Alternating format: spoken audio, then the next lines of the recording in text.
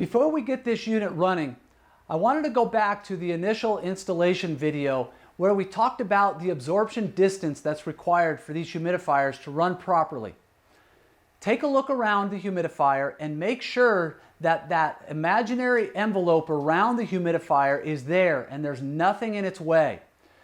Be assured, although it may not be present right now, once that humidifier starts running, if that mist that you see displaced out of the humidifier touches anything, over time, those droplets are going to get bigger and bigger. And that's where we have found in years past the callbacks start to happen.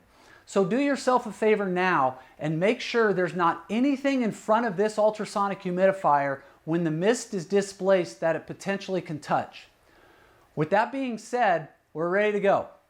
You're going to want to make sure the electrical is tied in on the wall to the 115 volt receptacle. You'll want to open up the ball valve, the inlet water, very slowly, and you'll want to make sure that your drain is tied in. Fortunately, these are really simple to start up, and a majority of it is over at the terminal. The nozzles are adjustable a little bit, and you can go one way or the other, which does help the displacement in the direction you would like to have.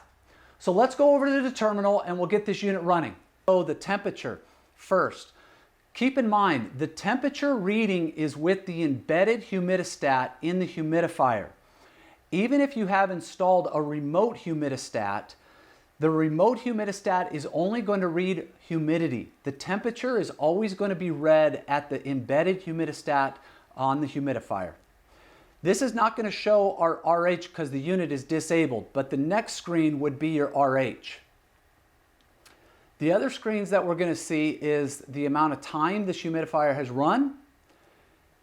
PO. PO is the displacement of mist that is capable at 100%. So to keep things simple, if it were a 10 pound an hour humidifier and we had it set at 50, even though the humidifier is calling for 100% humidification, we're only going to be putting out 5 pounds an hour humidification because we have it set at 50.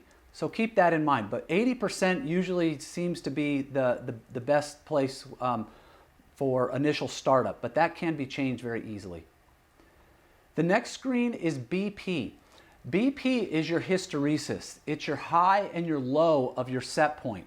So if we are set at 50 and we have a 10% relative humidity, we can go as high as 60 and as low as 40 before that humidifier either shuts off or turns back on and is at 100%.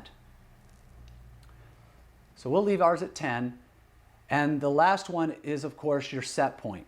Hit program button, it will be blinking, and at that point you could change that. So with that being said, let's get this unit running. The disable enable is a screen that you could turn the unit off locally. By pushing it one time, turns the unit on. So we're at 46.9 relative humidity and the cloud is blinking. So that means that we're going to be calling for humidification because we're not at 50%.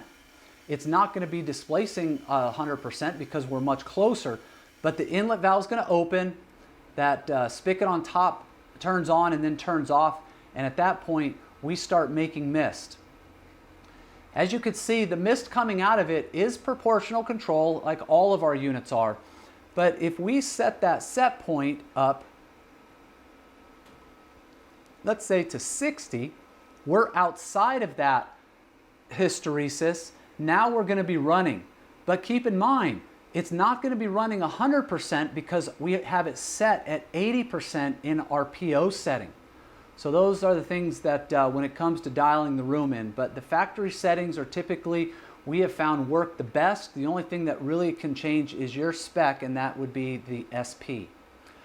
We also have a few other videos that are going to go to the back end of the humidifier program, and we could change the CFM. We could change a dynamic mode, which changes the bottom or top transducers, which are really helpful in certain situations. That is about it when it comes to factory startup. Since we start these units up at the factory, and there's not a lot that needs to be done at a startup, usually everything is at the terminal. So thanks for watching. If you have any questions, contact your local rep, or you're more than happy to call us anytime. Thanks again for watching, and until next time, enjoy.